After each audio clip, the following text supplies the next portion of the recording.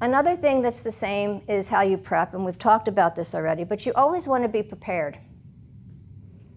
Not only for what you want to say, but for the unexpected. Now, in this particular interview, this is at another medical company, the scientist was asked by the reporter, "Are you trying to replace God in what you're doing?" Well, this scientist had been very well prepared.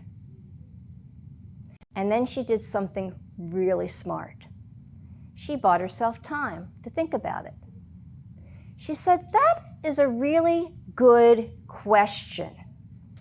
Are we trying to replace God?" And then her reply, "No, we're not trying to replace God. We're trying to mimic him or her or the universe, however you see it." She bought herself enough time to figure out exactly how she wanted to answer it, and it was magic.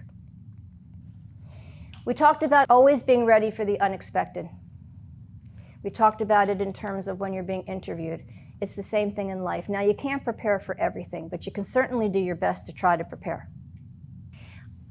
I chose to put the Barcelona attack instead of something in Israel purposely as an example, because I want to tell you a story. My daughter, the older one, before she graduated high school, she and her friends went to Costa Brava, and they took a day trip to Barcelona. And they went to get some coffee. It was my daughter and a couple of other of her girlfriends. There were about 4 or 5 of them together. And they were going to go to the wonderful church, the wonderful Gaudi church after, and walk over from La Rambla, where was. As they're looking out the window, waiting for one of the girls to finish her coffee, they saw a white van roll down La Rambla. And then the next thing you knew, a crowd of people stormed the front door through a glass door. Now, my daughter had witnessed me in action over the years in terms of medical crisis at home, as well as professional crisis at work.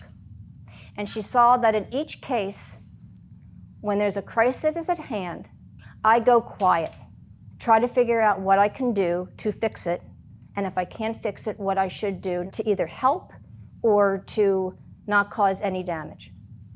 She learned from this model, and that particular day, she knew to get away from the glass. She helped her friends who were tripping along the way, because at that point it was a stampede. They went back into the kitchen. One of them was bleeding. She helped to bandage her up, followed instructions. Then she got a call from the counselors, and they said, "You have 1 hour to get back to the bus, or you're going to be stranded in Barcelona."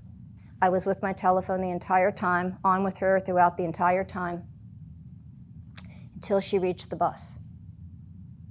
She was calm the entire time. She calmed people who were crying. She was model.